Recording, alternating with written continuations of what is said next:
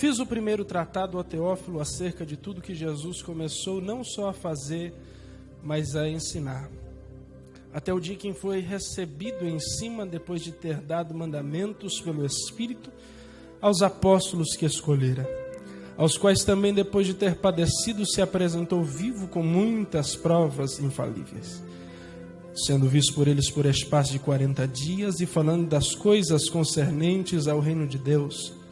E estando com eles, determinou-lhes que não se ausentassem de Jerusalém, mas que esperasse a promessa do Pai, que disse ele: de mim ouviste. Porque na verdade João batizou com água, mas vós sereis batizados com o Espírito Santo não muito depois destes dias. Aqueles, pois, que se haviam reunido, perguntaram-lhe, dizendo: Senhor, restaurarás tu neste tempo o reino de Israel? E disse-lhes: não vos pertence saber os tempos e as estações que o Pai estabeleceu pelo seu próprio poder. Mas recebereis o poder do Espírito Santo, que há de vir sobre vós, e ser-me-eis testemunhas, tanto em Jerusalém como em toda a Judeia e Samaria, até os confins da terra.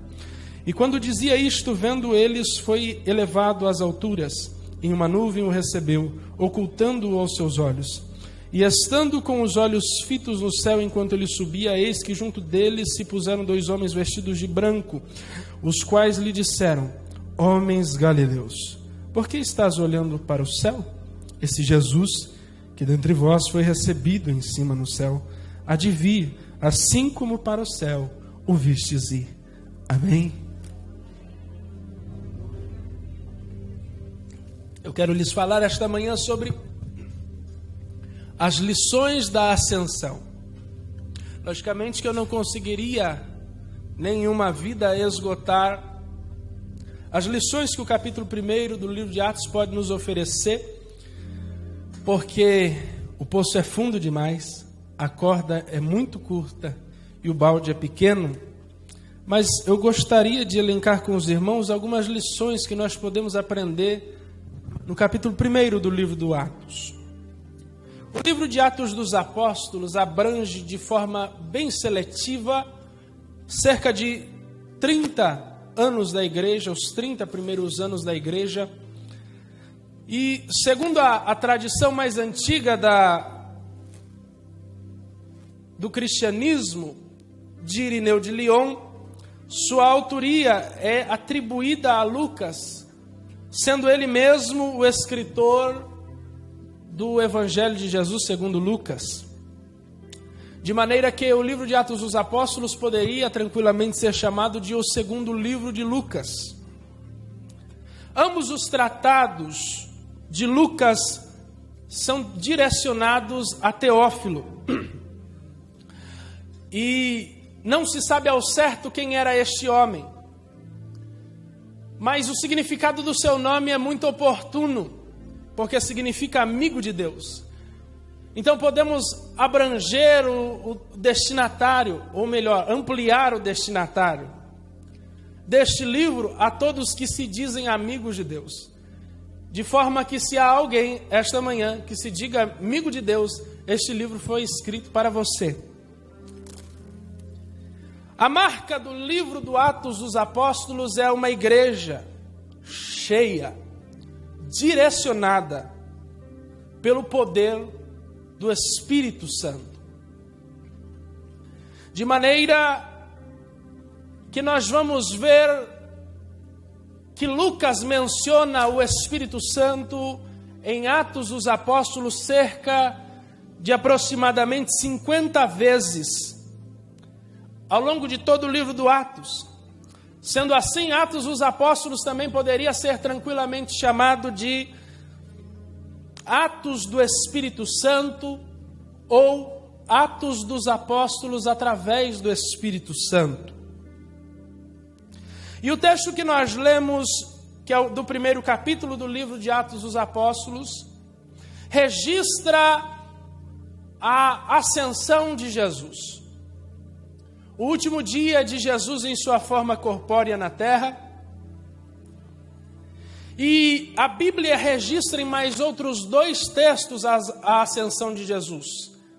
Marcos 16, 19 e Lucas 24, do 50 ao 53.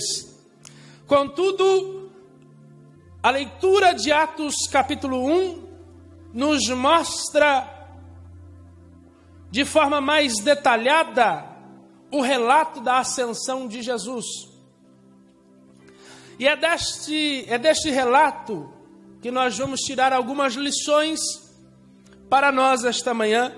E aí eu quero lhe deixar à vontade para tomar nota. Se o irmão quiser abrir o bloco de notas do celular, se o irmão quiser rabiscar a borda da Bíblia, para que o irmão grave e tenha como reacessar estas informações. Vamos à primeira lição. A primeira lição da ascensão de Jesus é a promessa, do versículo número 3. E Jesus vai dizer o seguinte: de mim ouviste, o que nos dá a garantia de que a promessa vai ser cumprida, porque foi Ele que disse. E para garantir, Ele ainda fala, de mim ouvistes. E isso nos dá segurança que pode passar céu, pode passar terra, mas a palavra do Senhor não passa. E a Bíblia diz que Ele não é homem para que minta, nem filho do homem para que se arrependa. Mas acerca da promessa, já que não temos o porquê duvidar dela, porque a palavra do Senhor garante, há algo que nós precisamos compreender acerca dela. Que o propósito da promessa feita por Jesus é muito maior do que apenas alcançar a quem foi prometido. Mas o propósito da promessa de Jesus é alcançar o maior número de pessoas através de quem recebeu a promessa. A Bíblia diz em Gênesis capítulo 12, versículo 3: e abençoarei os que te abençoarem, e amaldiçoarei os que te amaldiçoarem, e em ti serão benditas todas as nações, todas as famílias da terra. Quando Abraão recebe em Gênesis 12 a promessa, Deus está dizendo claramente a Abraão, a promessa que eu estou liberando sobre a sua vida hoje não é para você apenas, mas vai alcançar quem vem depois de você e quem vai estar ao redor de você. E é exatamente porque alguns não compreendem essa questão que não vem o concretizar da promessa. Porque nós precisamos entender que Deus não nos chamou para sermos poças ou cisternas. Está escrito: quem crê em mim, do seu interior fluirão rios de água viva. Deus não te chamou para reter as bênçãos. Deus não te prometeu para chover somente em você. Deus quer lhe usar como um canal de bênção, aonde você pisar a planta dos seus pés.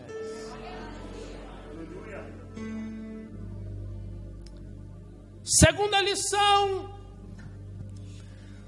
da ascensão é permanecer em Jerusalém.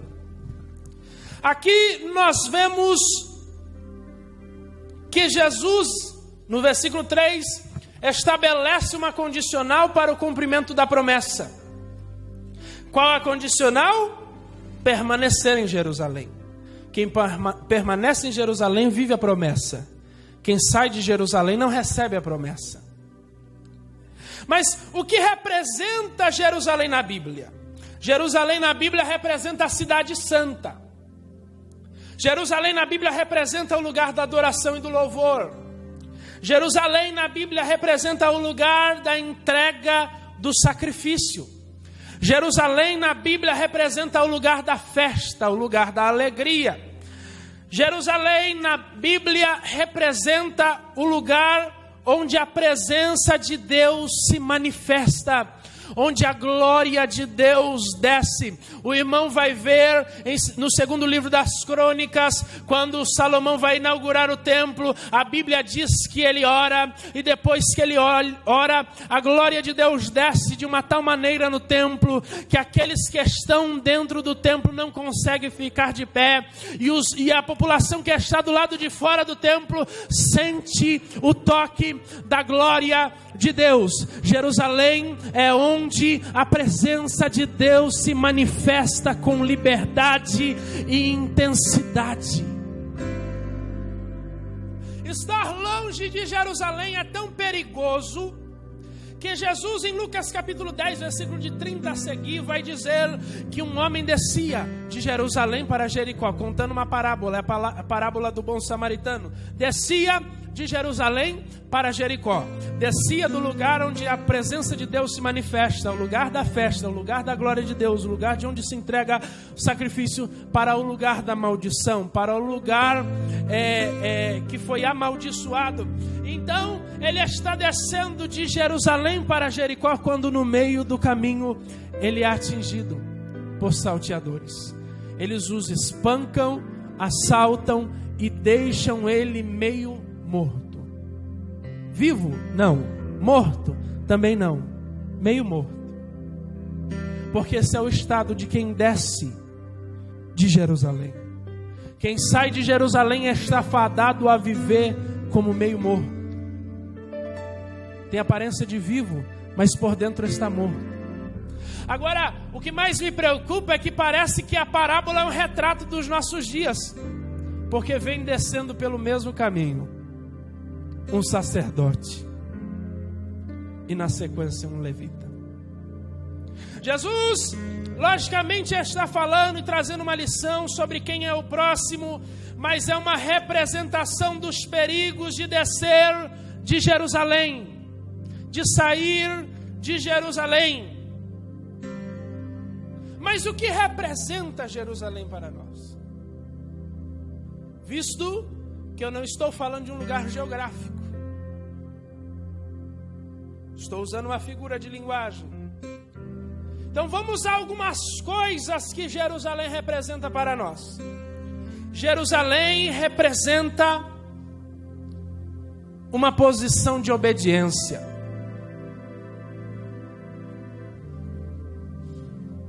Obedecer a Deus mesmo quando não faz sentido para nós a sua ordem. Obedecer a Deus mesmo quando nós não entendemos. Meu irmão, aonde, pelo amor de Deus, faz sentido o povo encurralado entre o mar e os egípcios, Moisés clamar a Deus e Deus dizer para Moisés: toca nas águas? Aonde faz sentido? Mas o mar se abriu. Aonde faz sentido o povo de Israel atravessar o Jordão, se deparar com os muros de Jericó, Josué pedir a direção de Deus e Deus falar: rodeia os muros. Uma vez por dia, durante 6 dias, e no 7º dia, 7 vezes. Quem rodeia os muros? Todos. Crianças, mulheres grávidas, homens, velhos, novos, recém-nascidos, circulem os muros. Mas no 7º dia o muro caiu. A pergunta não é se faz sentido ou não. A pergunta é: eu estou disposto a viver as consequências da desobediência? Porque não precisa fazer sentido, meu irmão. Toda a ordem de Deus resulta em milagre. Toda a ordem de Deus resulta no extraordinário. Toda a ordem de Deus resulta em manifestação de poder, de glória, e resulta em glorificação ao nome do Senhor. Não questione, irmão. Não precisa fazer sentido. Nós só precisamos obedecer. Se você puder, diga ao seu irmão: não precisa fazer sentido. Ele não vai nem ouvir o que você está falando, se está de máscara, está longe, mas ele vai entender o que você falou. Não precisa fazer sentido. Segundo, esperar ou melhor, Jerusalém representa esperar em Deus. O salmista, e eu já disse, eu falei isso aqui o mês passado, não lembro quando, mas já falei aqui. Salmo 40, verso de número 1, a Bíblia diz: esperei com paciência no Senhor, e Ele se inclinou para mim e ouviu o meu clamor. Aqui esperar com paciência no Senhor é redundância. Ele está dizendo, eu esperei esperando no Senhor. Sabe o que o salmista está dizendo? Ele está dizendo, enquanto eu esperava no Senhor, eu não fazia mais nada além de esperar no Senhor. Enquanto eu dizia que eu estava esperando no Senhor, eu estava orando e confiando em Deus. Eu estava orando e esperando que a mão dele ia se estender ao meu favor. Enquanto eu dizia que eu estava esperando no Senhor, eu não estava fazendo pose apenas de alguém que espera no Senhor. Eu tinha entregado o meu caminho ao Senhor na esperança de que o mais Ele faria. Espere em Deus. Espere em Deus. Terceiro, Jerusalém representa perseverança. E é uma palavra difícil para os nossos dias, porque estamos num tempo que as pessoas são imediatistas. Tudo é na hora, tudo é quando eu quero, tudo é para ontem. Eu quero almoçar, eu pego algo, coloco lá no micro-ondas, 3, 5 minutos, está pronto. Mas Deus não é micro-ondas. Deus não trabalha com imediatismo. Deus trabalha com processo. Porque se Deus te der o que você está pedindo agora, eu e você vamos quebrar a cara, vamos cair pelo meio do caminho. Então Deus está dizendo, eu estou usando o processo para te fortalecer, para te estruturar, para te preparar, para que quando a bênção de Deus se manifeste sobre a sua vida, você não caia, você não se perca. Deixa Deus trabalhar, abra a tua alma, deixa Deus fazer o que precisa ser feito. Olha só, a Bíblia diz em Marcos capítulo 10, eu não vou lembrar o versículo, na passagem do cego de Jericó, que quando Jesus chama ele e o cura, ele diz, vai. Jesus está o liberando, e a postura do cego nos ensina, porque Jesus manda ir, ele fica e segue. E aí a pergunta que fica em Marcos capítulo 10 é: se Deus te abençoar hoje, o que você faz com a bênção de Deus? Quarto, Jerusalém representa a intimidade com Deus. Jerusalém representa o lugar do secreto com Deus. E para Jesus, meus irmãos, é tão importante estar em Jerusalém que a Bíblia diz em Lucas capítulo 24, do versículo 13 ao seguir, que 2 discípulos se extraviam pelo caminho de Emaús, no dia em que Jesus ressuscitou. E o que Jesus faz? Vai atrás. E Jesus vai atrás, mas os olhos daqueles discípulos estão fechados. E Jesus começa a perguntar: do que vocês discutem? E a Bíblia só identifica um dos discípulos, Cleopas, e ele diz: tu és peregrino em Jerusalém, não está sabendo o que está acontecendo? As notícias que aqui circulam de um Jesus Nazareno profeta, que era aquele que deveria restaurar Israel ao seu tempo. E Jesus começa a fazer, meu irmão, esse texto é tão extraordinário, que a Bíblia diz no versículo número 27, que Jesus começa a abrir a lei para os discípulos. Sabe como Jesus resgata os discípulos? Pela palavra. E a Bíblia diz que começando por Moisés, foi para os profetas, e ele começa a revelar tudo que a Escritura dizia sobre Jesus. Sabe o que Jesus está fazendo? Dando uma aula particular de cristologia para os discípulos. Quando eles chegam em Emaús, eles constrangem Jesus a ficar Então eles vão fazer a refeição, Jesus parte o pão e dá graça e os olhos dos dois são abertos. E no mesmo instante, Jesus desaparece. E um discípulo olha para o outro e fala: o seu coração não ardia enquanto ele nos falava acerca das Escrituras? O seu coração não ardia enquanto ele nos abria a lei? Abrir a lei aqui é esmiuçar, explicar vírgula por vírgula. E é exatamente o que Jesus está querendo fazer. Ele nos trouxe aqui para nos despertar pelo poder da palavra. Faz semanas que nós estamos ouvindo sobre despertamento, sobre voltar para o lugar da intimidade. Jesus te trouxe aqui não para te entreter, não para você gastar o seu tempo, mas para você entender que é tempo de voltar para a presença de Deus. Romanos capítulo 13, versículo 11: e isso digo, conhecendo o tempo, que já é hora de despertardes do sono, porque a salvação está agora mais perto de nós do que quando aceitamos a fé. Meu irmão, chega de brincar, pelo amor de Deus. Chega de brincar com a presença de Deus. A cada dia que nós passamos, a salvação está mais próxima. A cada dia que se passa, o arrebatamento da igreja está mais próximo. A cada dia que se passa, a trombeta está mais próximo de tocar. Eu não sei se você acredita ou deixa de acreditar, se você já acreditou e agora desacredita, mas tão certo como o ar que eu respiro, Ele voltará para buscar a sua igreja.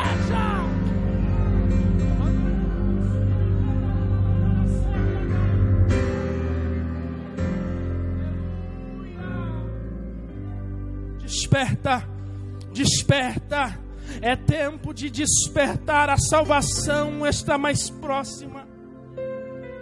Terceira lição, o batismo com o Espírito Santo, versículo de número 5, do primeiro livro de Atos, do livro de Atos, do primeiro capítulo de Atos. A partícula grega ne, do com aqui, significa no ou com. E para uma melhor compreensão do que significa esse no ou com, Jesus vai fazer um contraste entre o batismo de João e o batismo no Espírito Santo. E qual é o cenário do batismo de João, o batismo por imersão? A água como material para o batismo, é o ambiente do batismo. E há um ministro, ele vem e mergulha o candidato do batismo no ambiente do batismo e o levanta. E aí Jesus vai trazer esse cenário, porque isso é o batismo com o Espírito Santo, ou o batismo no Espírito Santo. Porque não é o Espírito Santo quem batiza. O Espírito Santo é o ambiente do batismo. Quem é o batizador? Jesus.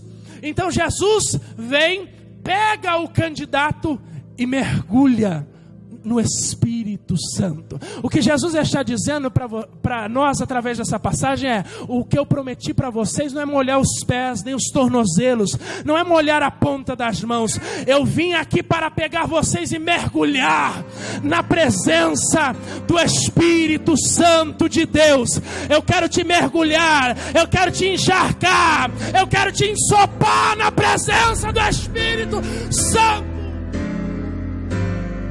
E aí nós nos contentamos com uma vida medíocre. Ora 5 minutos. Jejum uma vez por semestre. Isso quando não jejua só em agosto, porque o pastor cobra. Ele tem mais. Ele tem mais. Ele tem mais. Ele quer nos mergulhar. E mergulhados no Espírito Santo, nós vamos entender as 3 dimensões da virtude: o valor, o caráter e o poder. Valor como princípio da palavra de Deus estabelecida para nós. Caráter como alguém que é modelado por esta palavra. E poder como quem é capacitado para anunciar esta palavra. Deus não quer te dar só valor. Deus também não quer te dar só caráter. E Deus também não quer te dar só poder. E é exatamente porque muitas vezes nós pentecostais buscamos só o poder, é que tem tanta gente no nosso meio que faz fofoca, que faz intriga, que cria divisão, que compra e não paga e tem uma dívida maior do que a externa. Deus quer não só lhe encharcar de poder, Deus quer mexer no seu caráter.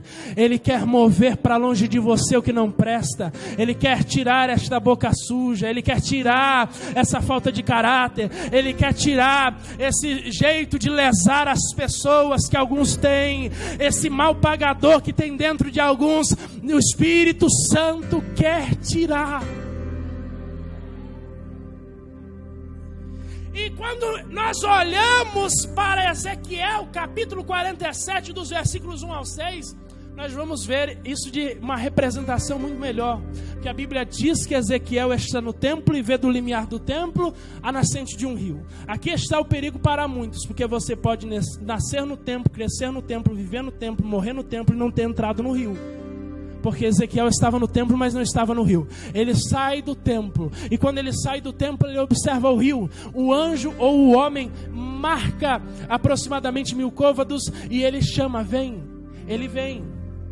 E as águas se molham pelos tornozelos. Mede mais 1000 e chama, vem. E bate no joelho. Mede mais 1000, chama, vem e bate nos lombos. E aqui, as águas já não se podem atravessar senão a nado. Mas como se as águas estão próximo da coluna lombar?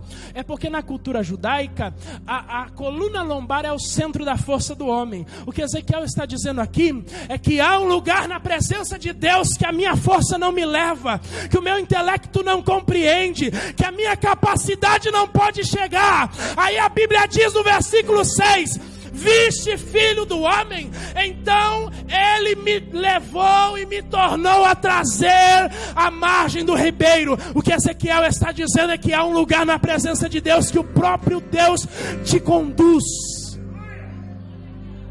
É isso que Deus tem para você. É isso que Deus tem para a tua história. É esse nível de intimidade que Deus quer te levar, aonde os teus pés não alcançam, aonde somente Deus pode te levar, aonde somente Deus pode te revelar segredos, é onde Deus quer te levar.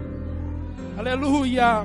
Eu não sei se você pode crer, eu não sei se você pode tomar posse, mas celebre a palavra de Deus, celebre o Deus da palavra, porque é isso que Ele tem para você.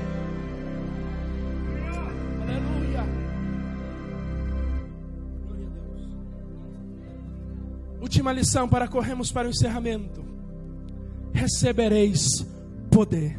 Versículo 8. Mas recebereis poder ao descer sobre vós o Espírito Santo, e sereis testemunhas tanto em Jerusalém como em toda a Judeia e Samaria e até os confins da terra.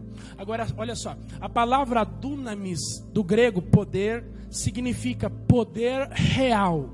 Significa habilidade. Significa capacitação. Ou seja, o poder que Deus estava dando era poder de capacitação para ser. Ser o quê? Testemunha. E agora, note que Ele não está dando poder para ter, para a gente ficar trancado na igreja, fazendo rodinha de poder, para ver quem fala mais em língua estranha, para ver quem profetiza mais, para ver quem prega mais, para ver quem canta melhor, para ver quem toca melhor. Ele não está concedendo poder para ter, Ele está concedendo poder para ser. Ou seja, Ele está concedendo poder para nos fazer sair da onde estamos. E ser o quê? Testemunha. E a palavra testemunha vem do grego marturos, que significa relato ou testemunho. Mas o que me chama mais atenção é que a palavra Marturos dá origem à palavra portuguesa mártir. O que Jesus está dizendo aqui é: eu vou lhe conceder poder para, se necessário, morrer pelo testemunho do Evangelho. Eu estou concedendo um poder que não pode ser compreendido, que não é racional, que não cabe na mente humana. Então eu estou lhe enviando capacitação, não só para pregar, não só para evangelizar, não só para receber dons espirituais. Eu estou lhe concedendo poder, porque assim como perseguiram o mestre, vão perseguir os discípulos, e vocês têm que estar preparados para a fúria dos adversários que vêm perseguir a igreja. E a igreja primitiva, meu irmão, seguiu isso extraordinariamente bem. Hebreus capítulo 11, versículo 32 a 38, a Bíblia diz: e que mais direi? Faltar-me-ia o tempo contando de Gideão e de Baraque, de Sansão, de Jefté e de Davi e de Samuel e dos profetas, os quais pela fé venceram reinos, praticaram a justiça, alcançaram a promessa, fecharam as bocas dos leões, apagaram a força do fogo, escaparam do fio da espada, da fraqueza tiraram força, na batalha se esforçaram, puseram em fuga os exércitos estranhos, as mulheres receberam pela ressurreição os seus mortos, uns foram torturados, não aceitando o seu livramento para alcançar uma melhor ressurreição. Eu quero abrir um parêntese aqui. Sabe o que a Bíblia está dizendo? Não aceitar o livramento. Roma batia na porta da casa dos cristãos e enfileirava na rua tudo que era crente. Aí vinha um soldado, enrolava a mão numa faixa, embebia em cola e começava a socar a mão em vidro para colar o vidro na faixa. E ele chegava e começava a socar a cara do crente e perguntava: você abre a mão do seu Deus? Você nega o seu Jesus? E aquele homem ensanguentado, com o rosto cortado, dizia: não, porque nada vai me impedir de receber uma melhor ressurreição. 36, e outros experimentaram escárnios e açoites e até cadeias e prisões, foram apedrejados, cerrados, tentados, mortos ao fio da espada, andaram vestidos de pele de ovelhas e de cabras, desamparados, aflitos e maltratados. Outro parênteses aqui: andar com pele de cabra não é, e de ovelha, não é andar com roupa de grife. O que acontecia aqui é que os cristãos eram presos, os soldados tiravam a pele ensanguentada dos animais, vestiam os cristãos e soltavam eles nas florestas, e atrás soltavam cães famintos para, sentindo o cheiro do sangue, perseguir os cristãos. Foram apedrejados, cerrados, maltratados, mortos a fio da espada, andaram vestidos de pele de ovelhas e de cabras, desamparados, aflitos e maltratados. 38, dos quais o mundo não era digno, errantes pelos desertos e montes e pelas covas e cavernas da terra. Agora, meu irmão, eu olho para a igreja do século 21.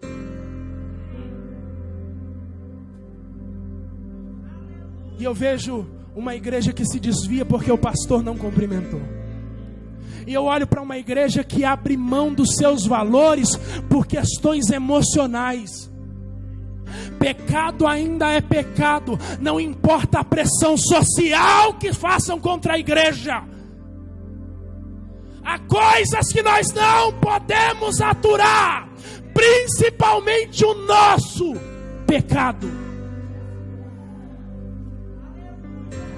Agora, porque fazem pressão nas redes sociais, nós queremos abrir mão de valores. Porque dizem que isso é o politicamente correto, nós deixamos de defender o que a Bíblia defende. Isso não é a igreja que recebeu poder. Isso não é uma igreja cheia do Espírito Santo. A igreja cheia do Espírito Santo não abre mão de valores. Podem nos prender, podem nos agredir, mas a igreja munida do poder do Espírito Santo não vai recuar, não vai recuar, não vai recuar, não vai recuar, não vai recuar.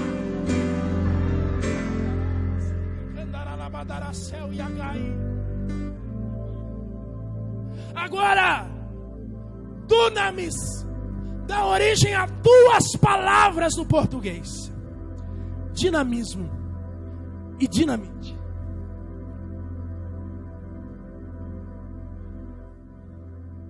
Que significa que o poder que Jesus quer nos conceder é poder explosivo,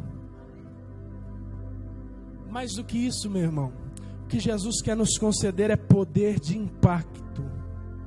Um crente que chega num ambiente, não impacta o ambiente onde ele está inserido, ele pode ser tudo, mesmo cheio do Espírito Santo. Quando você chega no ambiente, se você é cheio do Espírito Santo, se o assunto é pejorativo, muda. Se há corrupção no meio, não que eles vão mudar, mas pelo menos eles encobrem de você. Agora o problema é que tem crente participando de corrupção. O problema é que tem crente que entra na rota dos escarnecedores. E Jesus está dizendo: eu quero te munir de poder, para como a igreja primitiva que venceu e transpôs barreiras, vocês também vão no século 21, porque o poder de Deus não mudou. Deus não deixou de ser poderoso, porque os desafios mudaram.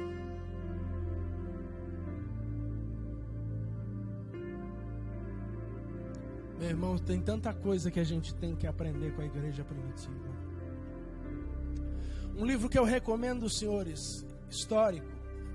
A Bíblia eu recomendo sempre, mas um livro histórico de John Fox, A História dos Mártires. Eu estava lendo um relato, meu irmão, que eu tive que parar de ler o livro. Eu não vou lembrar contar nos mínimos detalhes, mas o relato era mais ou menos esse. Um homem se pôs diante do imperador, assumidamente cristão, e o imperador começa a dizer: esse Jesus não é aceito aqui, e começa a torturar aquele homem, quebrar os ossos, esbofetear o rosto, socar o nariz, e ele é levado em praça pública para ser queimado. E quando ele está em praça pública dando o seu último testemunho, ele diz: esse Jesus não é aceito aqui, o imperador. E o homem fala: chame qualquer criança. A presença do Senhor, que eles vão dizer que só há um Deus, e não há outro que nós devemos servir além de Jesus. O imperador aceita o desafio e manda chamar um menino de aproximadamente 6 a 7 anos. E o imperador pergunta para o menino: quem é Deus? E o menino diz: desde criança nós temos aprendido que nós não devemos servir a outro Deus além de Jesus. E não há outro nome no céu, e não há outro nome na terra. E aí o imperador se indigna e condena à morte a criança, e mandam chamar a mãe, para tentar convencer a criança de abrir mão de Jesus. E a mãe diz: eu não posso convencer o meu filho a aceitar uma mentira. E o menino é condenado à morte, 6, 7 anos aproximadamente. O menino é amarrado, e o carrasco que vai decapitar o menino começa a chorar. E o menino começa a chorar também, mas sem abrir um pio. E a mãe gritou: não recue, meu filho, porque não há maior honra do que morrer pelo nome de Jesus. E em vez de chorar, ela começa a cantar um hino. Fecha os seus olhos e comece a meditar agora o porquê nós precisamos mudar tanto. Se há uma coisa que a ascensão nos mostra, é como nós estamos em falta com Deus.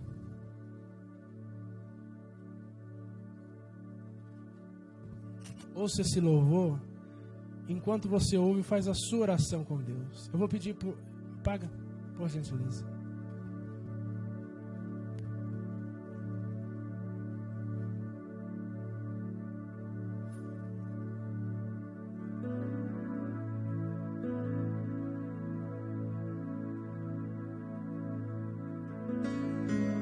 Vai falando com Deus, vai orando. Sempre vou lembrar da coragem, do amor, da firmeza e bondade, da fé e devoção, da igreja dos tempos de Paulo, de Pedro e João, que enfrentavam a fúria de Roma, mas nunca negavam sua fé de cristão. É um exemplo para mim, verdadeira lição. Eu queria ver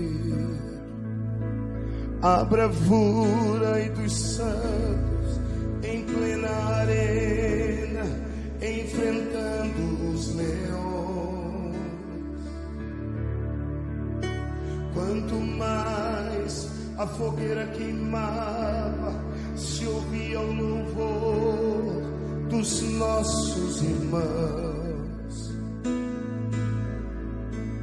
Sob o sangue tombavam nas ruas, chegavam no céu com a vitória nas mãos. É um exemplo para mim, verdadeira lição. Levante suas mãos e peça. Oh, meu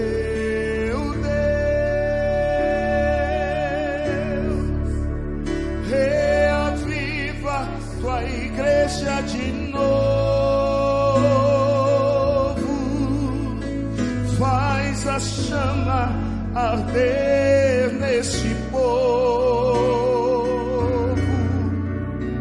como eram os primeiros cristãos.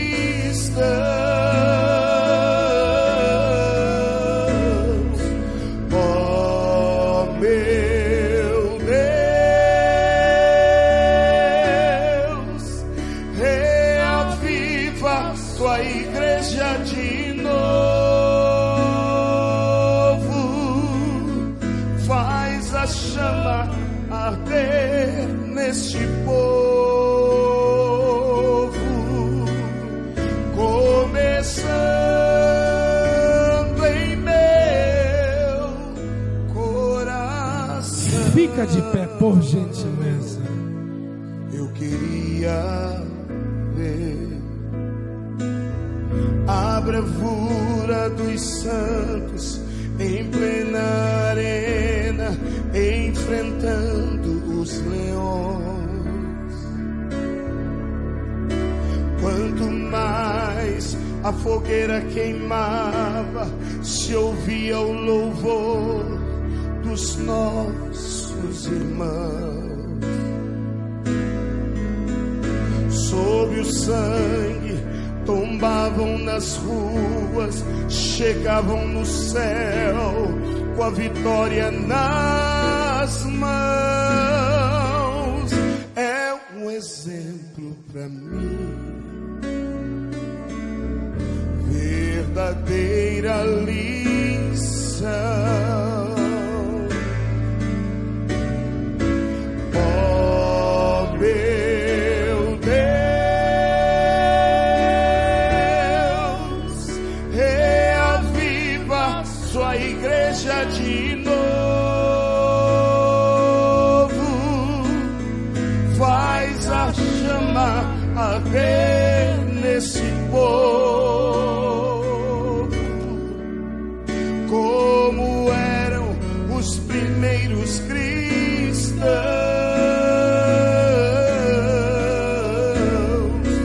Oh, meu Deus, reaviva tua igreja de novo, faz a chama arder nesse povo, Começando em meu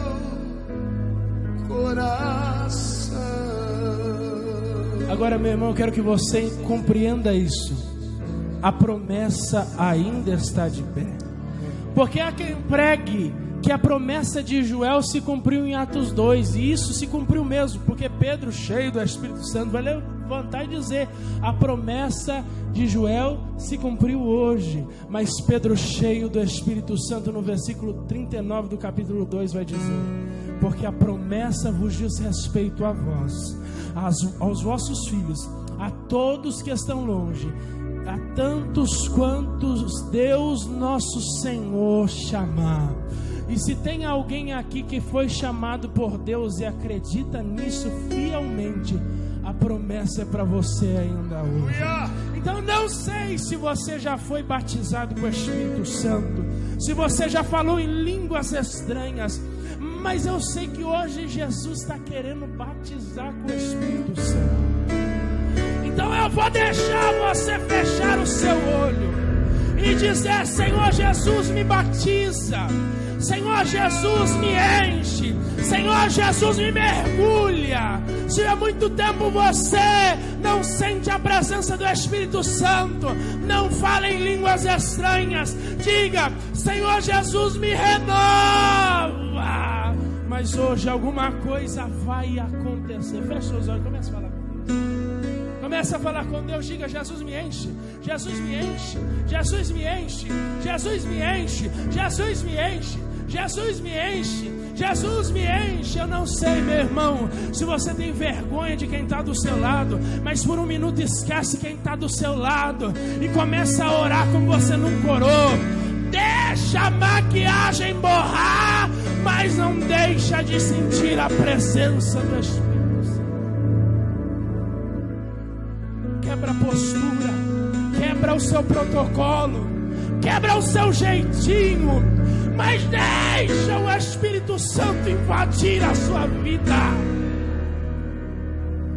Até quando você vai se conformar com essa vida rasa na presença do Espírito Santo? Até quando você vai aceitar essas mesmas experiências? Nós cantamos aqui: eu quero viver algo novo, eu quero viver algo novo, eu quero viver algo novo. E se você quer viver algo novo, esquece por um minuto o relógio, esquece por um minuto quem está do seu lado e deixa o Espírito Santo te encher.